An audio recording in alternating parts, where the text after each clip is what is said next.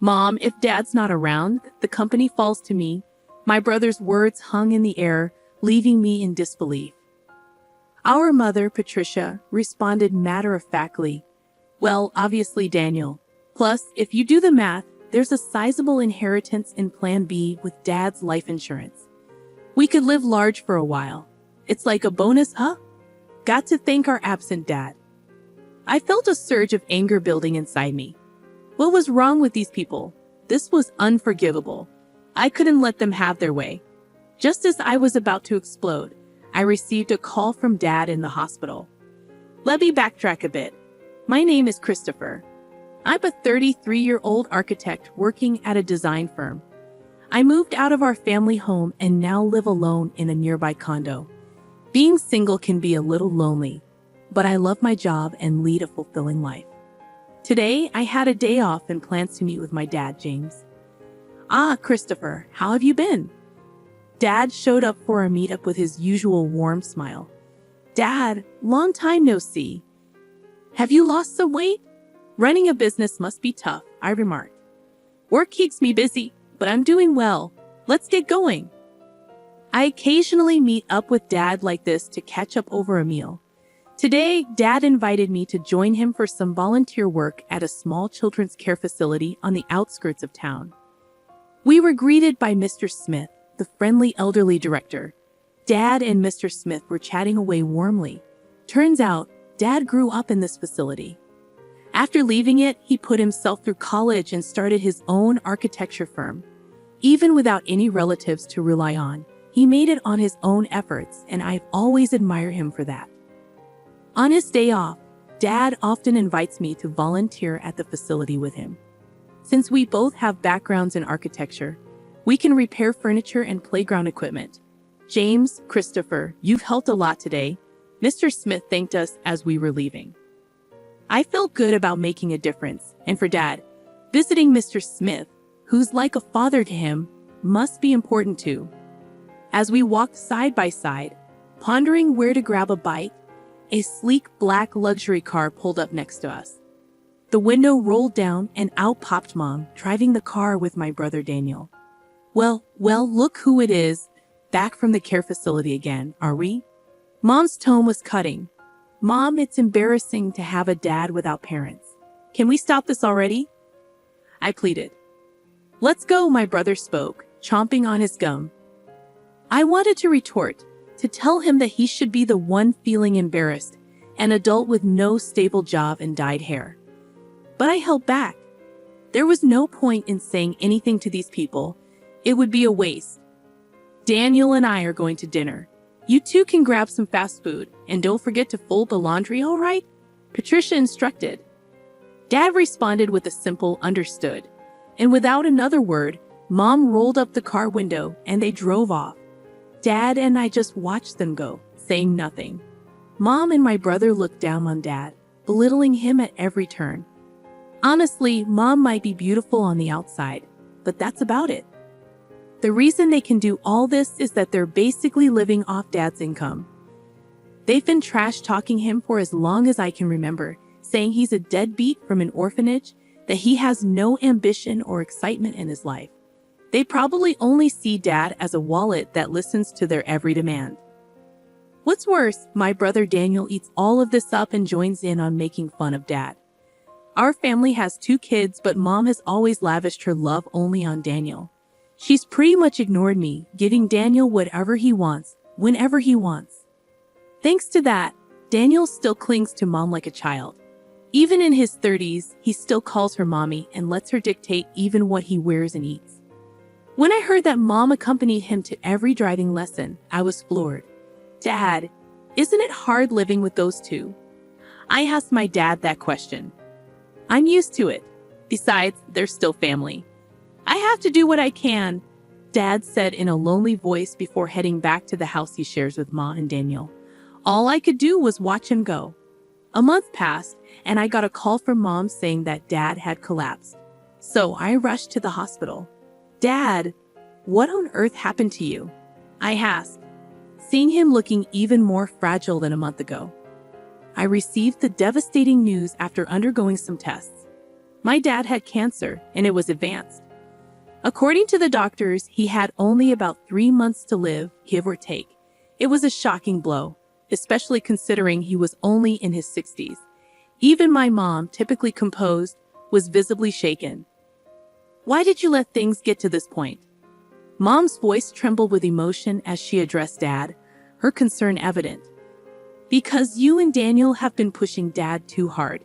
You know he's been stressed out," I interjected, unable to hold back my frustration. "How dare you speak to your parents like that? You're nothing like Daniel," Mom shot back defensively. "And what is Daniel doing at a time like this? Off gambling again?" I couldn't help but accuse. While Mom and I were arguing, Dad spoke up quietly, trying to diffuse the tension. "Both of you stop. I'm fine. Go home for today," he insisted, his voice barely audible. Feeling remorseful, I left the hospital room, but between my worries for Dad's health and the shock of his prognosis, sleep eluded me that night. Determined to support Dad, I took on the responsibility of bringing him a change of clothes and doing his shopping, as he requested. But neither Mom nor my brother lifted a finger to help. Despite their indifference, I wanted to make Dad's time as comfortable as possible. During breaks from work, I would pop into his hospital room and take care of him. This routine continued for 2 months until one day when I went back to my parents' house to gather some of Dad's belongings.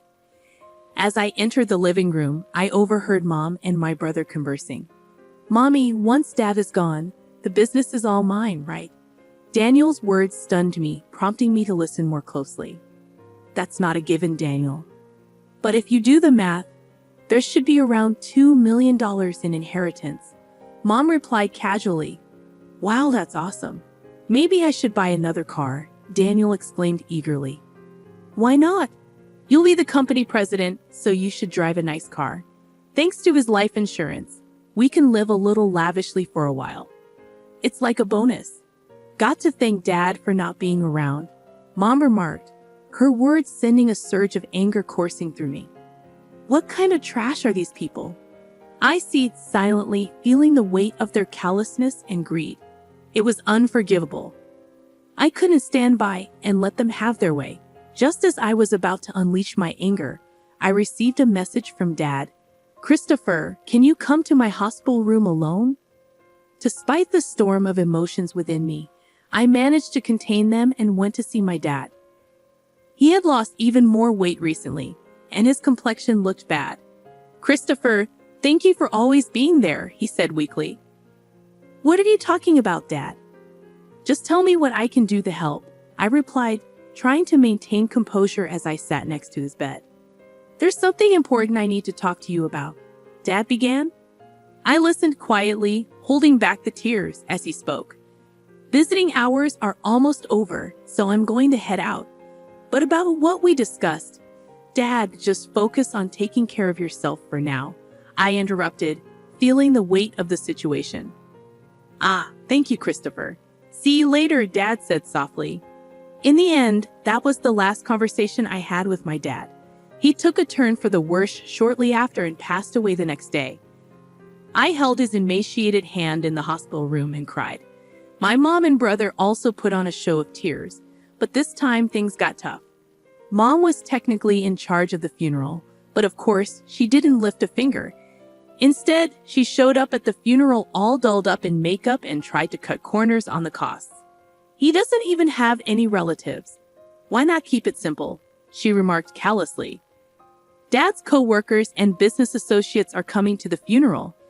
Don't embarrass us with that kind of talk," I retorted, feeling a surge of frustration. Today, while getting his necktie tied by Mom, Daniel chimed in, "Just do what Mom says. Don't waste money on a dad like that, Christopher. Daniel, just be quiet. If it's about money, I'll handle it. At least let me give Dad a proper send-off," I insisted, feeling a sense of duty. So, I ended up taking charge of the entire funeral. It seemed Dad was well loved by many people. Lots of folks came to pay their respects, which made me really happy. About a week had passed since the funeral ended when Mom spoke up. "Now that we're a family of 3, finally got that person out of the picture. Now the $2 million inheritance is all ours, right? Daniel and Dad's company too. Man, I'm finally going to be the boss, Daniel added eagerly. Listen up, Christopher. You better give up your inheritance, got it? Mom demanded sternly. Just after the funeral had ended, they were already talking about this stuff, annoying me to no end. I replied calmly. Dad had already arranged all the inheritance matters with the lawyer. I have the contact details. My brother, surprised, exclaimed, What? Why didn't you say that sooner? Call the lawyer right now. That's right, Christopher. Hurry up, my mom urged. So I dialed the number on the business card that Dad had given me. Not long after the lawyer arrived, a woman in her mid-30s named Attorney Williams. I'm Attorney Williams. I've been authorized by James to handle matters concerning the inheritance. I'm very sorry for your loss, she said, shaking our hands. As we greeted the lawyer, my brother, Grandin, remarked, Wow, I thought lawyers were all old dudes. You're quite the looker. Got a boyfriend? Oh, Daniel, do you like her? Mommy prefers someone younger.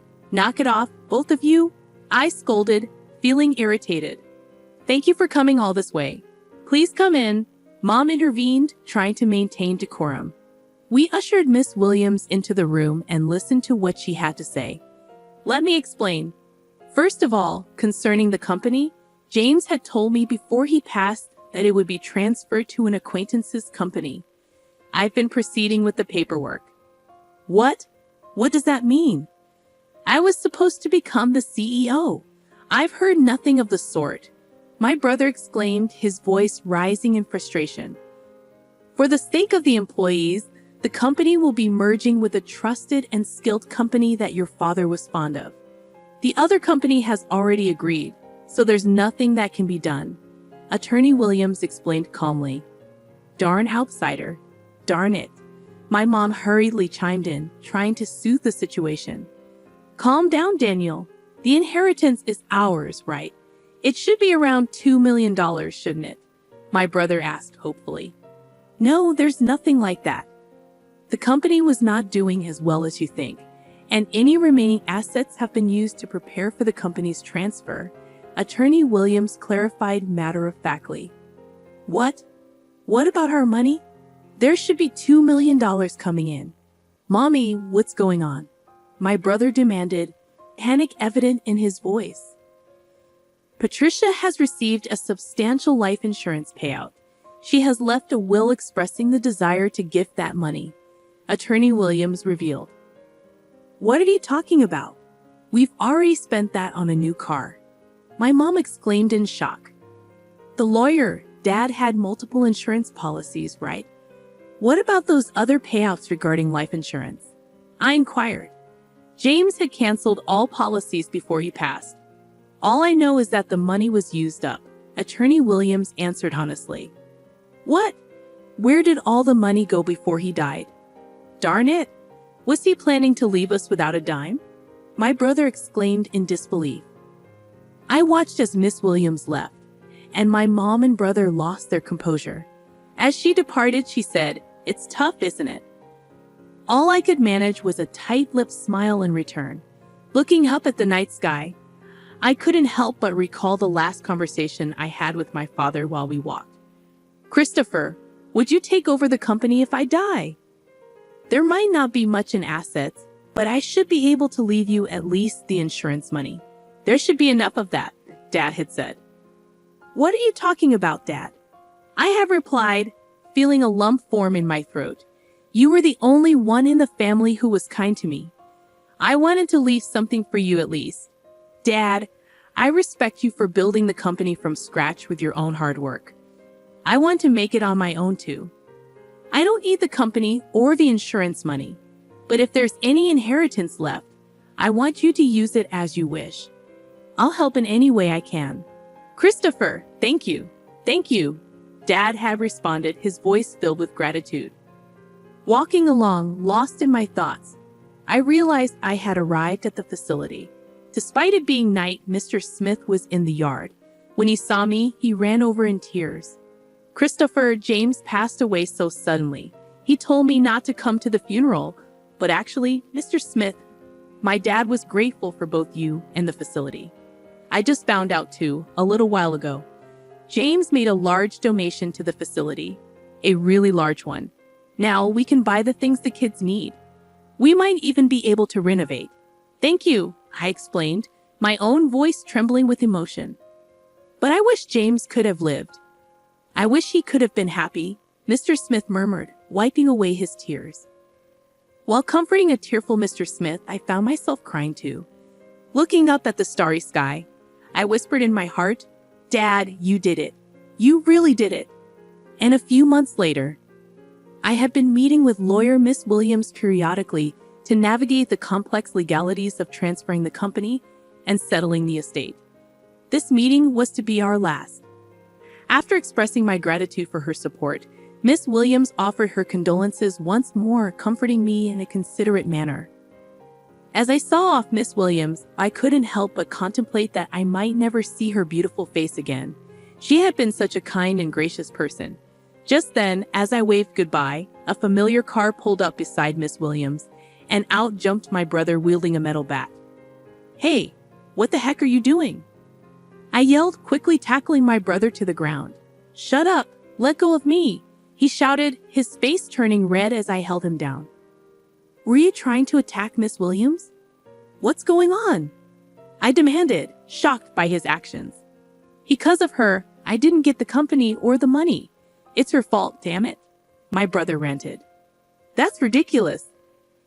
This isn't Miss Williams' fault," I retorted, incredulous at his accusation. I had thought him foolish, but this was beyond anything I had expected. Shielding a trembling Miss Williams, I called the police. Inside my brother's car, not just a bat, but also a rope and a stun gun were found, clearly weapons. He was swiftly arrested. When our mother found out, she fumed, "You'd send Daniel to jail? Your own family? How heartless." I replied calmly, "I no longer consider you or him family. My only family was my late dad. I'm cutting ties with both of you." Mom continued ranting, but I ignored her and cooperated fully with the police investigation. I later found out that my brother had also been repeatedly harassing Miss Williams online, making vulgar comments and slandering her. Threats had even been made, and the police were in the process of identifying him. My brother was sentenced to jail for his attempted attack on Miss Williams. She also sued him in civil court for defamation, and he was ordered to pay damages. Please take every penny he has if that'll make him reflect on his actions. I'm truly sorry for all this. I apologize to Miss Williams. Upon my apology, Miss Williams gave a faint smile and said, "I'll do just that. Thank you for saving me from a dangerous situation. From now on, I hope you at least find happiness, Christopher." Several months later, when spring arrived. Today, I found myself at Sakura Garden, but it wasn't for volunteering. It was for a business meeting. Thanks to the funding from my father's donation, the aging facility was planning a renovation.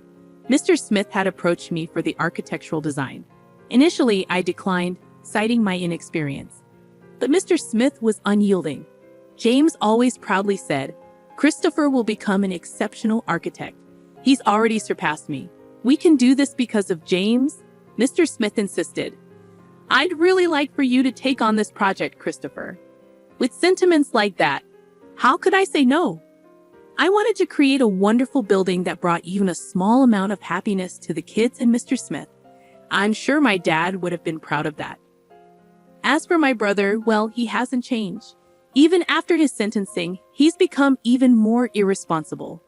Though he avoided jail due to probation, he still begs our mom for money daily, starts drinking in the afternoon, and gambles away what he borrows. My mom is being pushed around by my brother every day. The large house we lived in, thanks to my dad, along with the car bought with insurance money, were sold to pay for Miss Williams' compensation and my brother's bail. Now, it seems they live together in an old apartment. A friend told me she's lost her beauty, looks more like an old woman now. She brought this upon herself, but I hope she at least reflects on how she treated my dad poorly before he passed away and raised my brother to be such a mess. One last thing, I'm going to marry Miss Williams, the lawyer, soon. She told me in confidence that she felt attracted to me after I saved her from my brother's violent behavior. She's a bit on the serious side, but I really love her for her kindness and dependability. From here on, I aim to work hard and be like my dad, building a warm and loving home.